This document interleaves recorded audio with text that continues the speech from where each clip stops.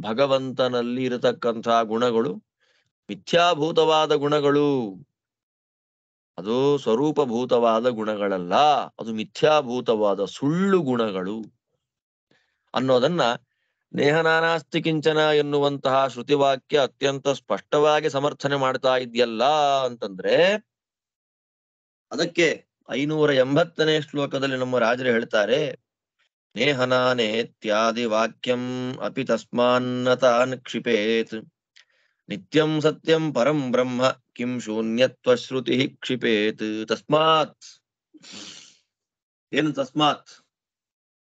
ಭಗವಂತನ ಗುಣಗಳು ಸತ್ಯ ಹಾಗೂ ನಿತ್ಯ ಅಂತನ್ನೋದನ್ನ ಶ್ರುತಿಗಳು ಅತ್ಯಂತ ಸ್ಪಷ್ಟವಾಗಿ ಸಮರ್ಥನೆ ಮಾಡಿರೋದ್ರಿಂದ ಗುಣಸತ್ಯತ್ವ ಹಾಗೂ ಗುಣನಿತ್ಯತ್ವಗಳು ಶ್ರುತಿ ಸಿದ್ಧವಾಗಿರತಕ್ಕಂತಹ ಪ್ರಮೇಯವಾದ್ದರಿಂದ ಇದು ತುಂಬಾ ಸುಂದರವಾದ, ಅಷ್ಟೇ ಕ್ಲಿಷ್ಟವಾದ ವಿಷಯ. ಗುಣಸತ್ಯತ್ವ ಮತ್ತು ಗುಣನಿತ್ಯತ್ವ, ದೇವರಲ್ಲಿ ಏನು ಗುಣಗಳಿದೆ? ಭಗವದ್ಗುಣಗಳು ಅಂತ ನಾವೇನ್ ಹೇಳ್ತೇವೆ, ಜ್ಞಾನಾನಂದಾದಿ ಅನಂತ ಗುಣಗಳು, ಅದು ಸತ್ಯ. ಸತ್ಯಸ್ಸೋ ಅಸ್ಯ ಮಹಿಮಾ, ಶ್ರುತಿವಾಕ್ಯ. ಗುಣಗಳು ಸತ್ಯ, ಹಾಗೆ ಗುಣಗಳು ನಿತ್ಯ. ಆದ್ದರಿಂದ ಗುಣ ಸತ್ಯತ್ವ, ಗುಣ ನಿತ್ಯತ್ವ, ಎರಡು ವಿಷಯಗಳಲ್ಲಿ ಶ್ರುತಿ ಪ್ರಮಾಣ ಮಾಯಾವಾದಿಗಳಿಗಿದೆಯೋ ತತ್ವವಾದಿಗಳಿಗಿದೆಯೋ ಅಂತಂದ್ರೆ, ಶ್ರುತಿ ಪ್ರಮಾಣ ಮಾಯಾವಾದಿಗಳಿಗಿಲ್ಲ. ನಾವ್ ಇಲ್ಲಿ ತನಕ ಸಮರ್ಥನೆ ಮಾಡ್ಕೊಂಡು ಬಂದದೇ. ಸಮರ್ಥನೆ ಮಾಡಿ ಆದ್ಮೇಲೆ ಈ ಲಾಜಿಕ್ ಅನ್ನ ಎಲ್ಲ ವಾಕ್ಯಗಳಿಗೂ ಅಪ್ಲೈ ಮಾಡಬೇಕು. ಪ್ರತಿಯೊಂದು ವಾಕ್ಯಗಳಿಗೂ ಅಪ್ಲೈ ಮಾಡಿದಾಗ ನೀವೇನ್ ಹೇಳ್ತೀರಿ? ನೇಹನಾನಾಸ್ತಿ ಕಿಂಚನ ಮುಂತಾದಂತಹ ಶ್ರುತಿವಾಕ್ಯಗಳು ಭಗವಂತನಲ್ಲಿ ಗುಣಗಳನ್ನ ನಿಷೇಧ ಮಾಡ್ತಾ ಇದೆ ಅಂದ್ರೆ, ಅದಕ್ಕೆ ರಾಜರು ಹೇಳ್ತಾರೆ, ನೇಹನಾನೇತ್ಯಾದಿ ವಾಕ್ಯಮಪಿ, ನೇಹನಾನಾಸ್ತಿ ಕಿಂಚನ ಮೊದಲಾದಂತಹ ಬೇಕಾದಷ್ಟು ಶ್ರುತಿವಾಕ್ಯಗಳು ನತಾನ್ ಕ್ಷಿಪೇತ್, ಭಗವಂತನಲ್ಲಿ ಇರತಕ್ಕಂತಹ ಗುಣಗಳಿಗೆ ಅದು ಬಾಧೆಯನ್ನ ಕೊಡೋದಿಲ್ಲ. ನಿತ್ಯಂ ಸತ್ಯಂ ಪರಂ ಬ್ರಹ್ಮ, ನಿತ್ಯನೂ ಸತ್ಯನೂ ಆಗಿರತಕ್ಕಂತಹ ಪರಬ್ರಹ್ಮನಾದ ನಾರಾಯಣನನ್ನ ಶೂನ್ಯತ್ವ ಶ್ರುತಿ ಕ್ಷಿಪೇತ್ ಕಿಂ, ಶೂನ್ಯತ್ವವನ್ನು ಪ್ರತಿಪಾದನೆ ಮಾಡತಕ್ಕಂತಹ ಶ್ರುತಿ ತೊಂದರೆ ಕೊಡುತ್ತೇನು ಅಂದ್ರೆ, ರಾಜರು ಹೇಳೋದಿಲ್ಲಿ ನೇಹನಾನಾಸ್ತಿ ಕಿಂಚನ ಅನ್ನೋದು ಗುಣಶೂನ್ಯತ್ವವನ್ನು ಪ್ರತಿಪಾದನೆ ಮಾಡತಕ್ಕಂತಹ ಶ್ರುತಿವಾಕ್ಯ ಅಂತ ನಮ್ಮ ತಾತ್ಪರ್ಯ ಅಲ್ಲ. ಅಂದ್ರೆ ತತ್ವವಾದಿಗಳಾದಂತಹ ನಾವು ಹೇಳುವಂತಹ ಸಿದ್ಧಾಂತ ಅಲ್ಲ. ಏನನ್ನೋದನ್ನ, ಗುಣ ಶೂನ್ಯತ್ವವನ್ನ, ಭಗವಂತನಲ್ಲಿ ಗುಣ ಇಲ್ಲ, ಪರಬ್ರಹ್ಮ ಅಂತನ್ನುವವನು ಗುಣಶೂನ್ಯ, ಗುಣರಹಿತ ಅನ್ನುವಂಥದ್ದನ್ನ ನೇಹನಾನಾಸ್ತಿ ಕಿಂಚನ ಎನ್ನುವಂತಹ ಶ್ರುತಿವಾಕ್ಯ ಅದು ಹೇಳ್ತಾ ಇದೆ ಅಂತ ಮಾಯಾವಾದಿಗಳ ಅಭಿಪ್ರಾಯ. ನಿನ್ನ ಪ್ರಕಾರ ನೇಹನಾನಾಸ್ತಿ ಕಿಂಚನ ಶೂನ್ಯತ್ವ ಶ್ರುತಿ, ಶೂನ್ಯತ್ವ ಪ್ರತಿಪಾದಕ ಶ್ರುತಿ. ನಮ್ಮ ಪ್ರಕಾರ ಅಲ್ಲ, ನಿನ್ನ ಪ್ರಕಾರ ಆಲೋಚನೆ ಮಾಡಿಕೊಂಡ್ರೂ ಬರೋದಿಲ್ಲ. ಯಾಕೆ ಬರೋದಿಲ್ಲ ನೋಡೋಣ. ಇದು ಅನ್ವಯಾರ್ಥ ಆಯ್ತು ಶ್ಲೋಕಕ್ಕೆ.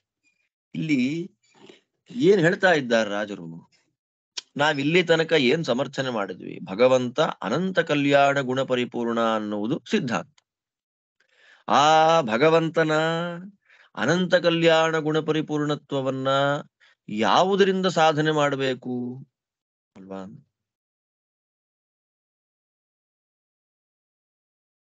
ನೇಂದ್ರಿಯಾಣಿ ನಾನುಮಾನಂ ವೇದಾಹ್ಯೈವೈನಂ ವೇದಯಂತಿ ತಸ್ಮಾದಾಹುರು ವೇದ ಇತಿ. ಪ್ರತ್ಯಕ್ಷವಾಗಿ ಭಗವಂತನ ದರ್ಶನವನ್ನ ಮಾಡ್ಲಿಕ್ಕೆ ಯಾರಿಗೂ ಆಗೋದಿಲ್ಲ. ಪ್ರತ್ಯಕ್ಷವಾಗಿ ನಾನು ಇಂದ್ರಿಯಗಳ ಮೂಲಕ ಭಗವತ್ ತತ್ವವನ್ನ ಗ್ರಹಣ ಮಾಡ್ತೀನಿ, ತಿಳ್ಕೊಳ್ತೀನಿ ಅಂದ್ರೆ ಆಗೋದಿಲ್ಲ. ಅನುಮಾನಂ, ಅನುಮಾನದಿಂದಲೂ ಭಗವಂತನನ್ನ ತಿಳ್ಕೊಳ್ಳಿಕ್ ಬರೋದಿಲ್ಲ. ಮತ್ ಯಾವುದರಿಂದ ಅಂತಂದ್ರೆ ವೇದಗಳಿಂದ, ಶ್ರುತಿವಾಕ್ಯಗಳಿಂದಲೇ. ಆ ಶ್ರುತಿವಾಕ್ಯಗಳಿಗೆ ಸಾವಕಾಶತ್ವ ನಿರವಕಾಶತ್ವ, ಸಾವಕಾಶ ವಾಕ್ಯಗಳು ಯಾವುದು, ನಿರವಕಾಶ ವಾಕ್ಯಗಳು ಯಾವುದು ನಾವು ಸಮರ್ಥನೆ ಮಾಡಾಯ್ತಾಗ್ಲೆ. ಹಿಂದೆ ಎಲ್ಲ ಸಬ್ಜೆಕ್ಟ್ ವಿಸ್ತಾರವಾಗಿ ಬಂದಿದೆ. ಸಾವಕಾಶ ವಾಕ್ಯ ಯಾವುದು, ನಿರವಕಾಶ ವಾಕ್ಯ ಯಾವುದು, ಶ್ರುತಿಗಳಿಗೆ ಬಲಾಬಲಗಳು, ಯಾವ ಶ್ರುತಿ ಪ್ರಬಲವಾಗಿದೆ, ಯಾವ ಶ್ರುತಿ ದುರ್ಬಲ ಶ್ರುತಿ ಅನ್ನೋದೆಲ್ಲವನ್ನ ಚಿಂತನೆ ಮಾಡಾದ್ಮೇಲೆ ಯಾವ ವಾಕ್ಯಗಳು ಭಗವಂತನಲ್ಲಿ ಗುಣಗಳನ್ನ ಪ್ರತಿಪಾದನೆ ಮಾಡ್ತಾ ಇದೆ, ಯಾವ ವಾಕ್ಯಗಳು ಭಗವಂತನಲ್ಲಿ ಗುಣಗಳನ್ನ ನಿಷೇಧ ಮಾಡುವಂತೆ ಕಾಣ್ತಾ ಇದೆ. ಅಂದ್ರೆ ನಿಷೇಧ ಮಾಡೋದು ಅಂದ್ರೆ ಭಗವಂತನಲ್ಲಿ ಗುಣ ಇಲ್ಲ ಅಂತ ಯಾವ ಶ್ರುತಿಗಳು ಹೇಳ್ತಾ ಇದೆ, ಭಗವಂತನಲ್ಲಿ ಗುಣಗಳಿದೆ ಅಂತ ಯಾವ ಶ್ರುತಿ ಹೇಳ್ತಾ ಇದೆ ಅಂತ ನೋಡುವಾಗ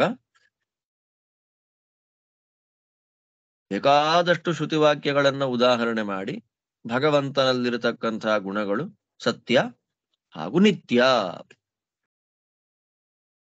ಅದಕ್ಕೆ ಪ್ರಮಾಣವಾಗಿ ಸಾಕ್ಷಿ ಚೇತ ಕೇವಲೋ ನಿರ್ಗುಣಶ್ಚ ಅಂತ ಹೇಳಿ, ಅಲ್ಲಿ ಸಾಕ್ಷಿ ಚೇತ ಕೇವಲೋ ನಿರ್ಗುಣಶ್ಚ ಅಲ್ಲಿ ಬಂದಂತಹ ನಿರ್ಗುಣ ಎನ್ನುವಂತಹ ವಾಕ್ಯ ಶಬ್ದವನ್ನ ಎರಡು ರೀತಿ ಪದಚ್ಛೇದ ಮಾಡಿದ್ರು ರಾಜರು. ನಿರ್ಗುಣಶ್ಚ ಅಂತ ಇಟ್ಕೊಂಡ್ರು ನಮಗೇನ್ ಸಮಸ್ಯೆ ಇಲ್ಲ. ಯಾಕೆ ಹೇಳ್ತಾನೆ ಬರ್ತಾ ಇದ್ದಾರೆ, ನಿರ್ಗುಣ ನಿರ್ಗುಣ ಅನ್ನುವುದಕ್ಕೆ ಪ್ರಾಕೃತ ಗುಣರಹಿತ, ಪ್ರಕೃತಿಗೆ ಸಂಬಂಧಪಟ್ಟ ಸತ್ವಾದಿ ತ್ರಿಗುಣಗಳು ಭಗವಂತನಲ್ಲಿ ಇಲ್ಲ ಅನ್ನೋದನ್ನ ನಿರ್ಗುಣ ಶಬ್ದ ಹೇಳ್ತಾ ಇದೆ. ಹಾಗಿದ್ರೂ ಕೂಡ ನೀನು ನಿರ್ಗುಣ ಅನ್ನೋ ಶಬ್ದ ಇದೆಯಲ್ಲ ಅಂತ ಬಾಯಿ ಬಡ್ಕೊಂಡ್ರೆ ಆ ಪಾಠ ಅಲ್ಲಪ್ಪ ಅಂತ ಅನಿರ್ಗುಣಶ್ಚ ಅಂತ ಹೇಳಿ ಭಗವಂತನಲ್ಲಿ ಗುಣಗಳು ಇದೆ, ಅವ ಅನಿರ್ಗುಣ ನಿರ್ಗುಣನಲ್ಲ ಅಂತ ಎರಡು ರೀತಿಯಲ್ಲಿ ಪದಚ್ಛೇದವನ್ನು ಮಾಡಿಕೊಟ್ರು. ಎರಡು ರೀತಿಯಲ್ಲಿ ಪದಚ್ಛೇದವನ್ನ ಮಾಡಿ ಆ ಶ್ರುತಿವಾಕ್ಯ ಅದ್ವೈತಿಗಳಿಗೆ ಮಾಯಾವಾದಿಗಳಿಗೆ ಸಪೋರ್ಟಿವ್ ಆಗಿಲ್ಲ, ಕಿಂತು ತತ್ವವಾದಿಗಳಿಗೆ ಅದು ಸಪೋರ್ಟಿವ್ ಆಗಿರುವಂಥದ್ದು ಸಮರ್ಥನೆ ಮಾಡಾಯ್ತು. 579 ಶ್ಲೋಕದವರೆಗೂ ನಾವು ಸಮರ್ಥನೆ ಮಾಡಿಕೊಟ್ಟಾಯ್ತು. ಈಗ ನೇಹನಾನಾಸ್ತಿ ಕಿಂಚನ ಅಂತ ಪ್ರಸಿದ್ಧವಾದ ವಾಕ್ಯ, ಅವರ ವಾಕ್ಯಗಳು ಮಹಾವಾಕ್ಯಗಳಲ್ಲಿ ಅವ್ರಿಗೊಂದು ನೇಹನಾನಾಸ್ತಿ ಕಿಂಚನ. ಅದರಲ್ಲಿ ಏನ್ ಹೇಳ್ತಾ ಇದ್ದಾರೆ?